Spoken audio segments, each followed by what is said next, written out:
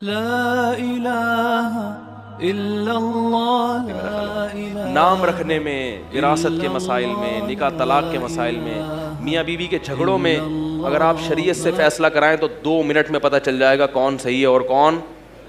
ایک خاتون نے مجھے کہا کہ میرے میاں سے طلاق ہو گئی، میں اپنے بچے لے کے شارٹ ہو رہی ہوں. میں نے کہا آپ کو بچے لے کے شارٹ ہونے کی اجازت؟ بولو بھائی. کہ نہیں وہ تو بڑا ظالم ہے. میں نے کہا آپ کے لیے ہوگا، بچوں کے لیے باپ کیا ہے؟ نعمت. آپ نہیں دور کر سکتے. نہیں میں نے کہا بھائی میں آپ کے مرضی کے مسائل نہیں بتاؤں گا جو آپ چاہ رہی ہو. آپ کے باپ کو بھی بچوں کو باپ سے ملوانا پڑے گا. ہفتے میں 1 رات بچے کہاں رہیں گے؟ باپ کے پاس. اور باپ سے میں نے کہا خرچہ تمہارے باپ کو بھی دینا پڑے گا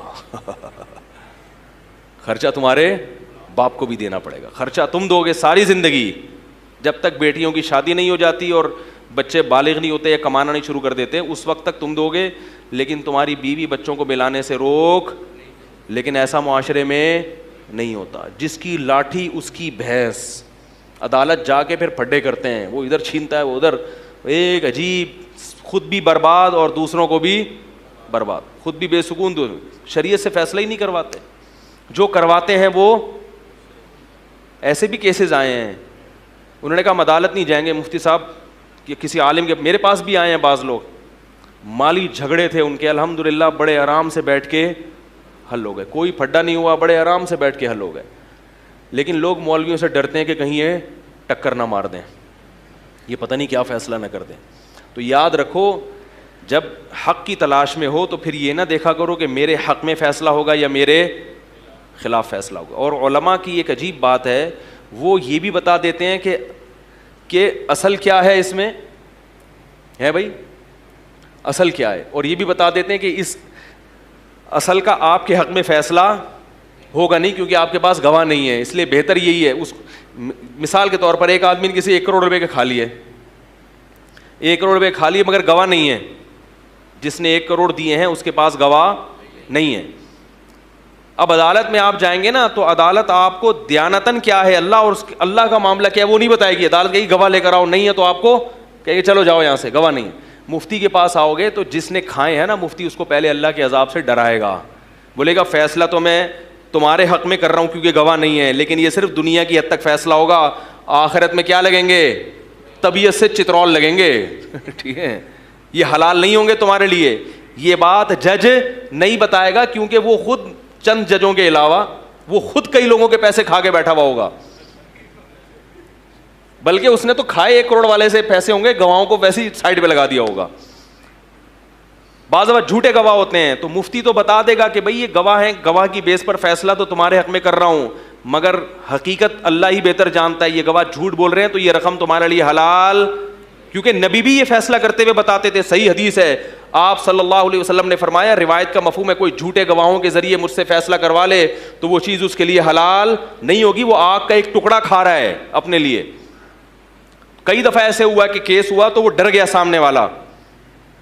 تو میں نے پھر اس کو کہا جس نے دیے تھے نا پیسے، اس کو میں نے کہا دیکھو تمہارے پاس گواہ ہے نہیں، یہ دے گا ایک دھیلا نہیں، تو کیوں نہ 50 لاکھ لے کے باقی 50 لاکھ معاف کر دو. کیا خیال ہے بھائی؟ ملنے والا تو تمہیں دھیلے گا بھی نہیں ہے کیونکہ گواہی نہیں ہے تمہارے پاس.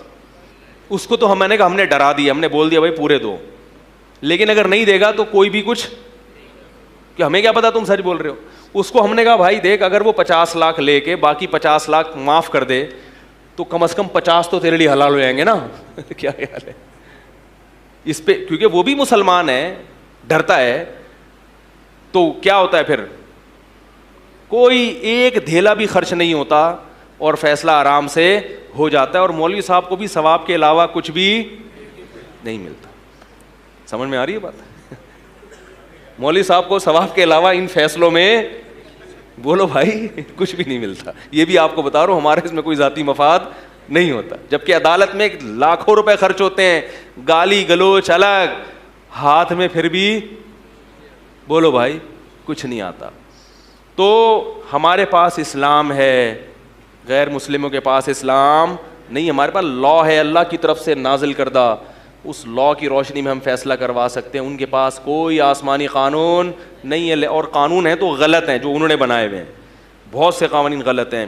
تو میرے بھائی اللہ نے, جلدی سے بات کو میں سمیٹ کے ختم کرتا ہوں, اللہ نے قرآن میں کیا حکم دیا کہ تمہیں ریورس ہونے کی اجازت, موت تک ایمان پہ قائم رہنا ہے. تو ایک درجہ تو یہ کہ بالکل ہی غیر مسلم ہو گئے, ایک درجہ یہ کہ دین پہ چلتے چلتے پیچھے ہٹ گئے, نمازیں چھوڑ گئیں, یا عورت پردہ کرتی تھی اس نے پردہ چھوڑ دیا, یا اور کوئی بھی خرابی پیدا ہو گئی, تو یہ بھی ایک نوعیت کا ارتداد ہے کہ آپ دین سے پیچھے ہٹ رہے ہیں. تو اللہ نے فرمایا کہ فَسَوْفَ يَأْتِ اللَّهُ بِقَوْمٍ, تم اگر نہیں چلو گے تو اللہ ایسے لوگوں کو پیدا کرے گا جن سے اللہ محبت کرے گا اور وہ اللہ سے محبت کریں گے.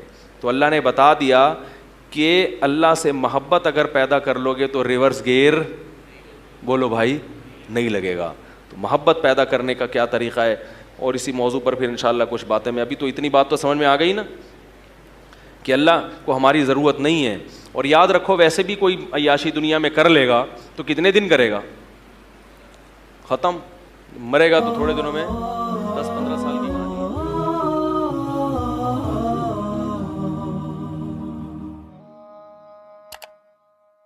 لا إله إلا الله.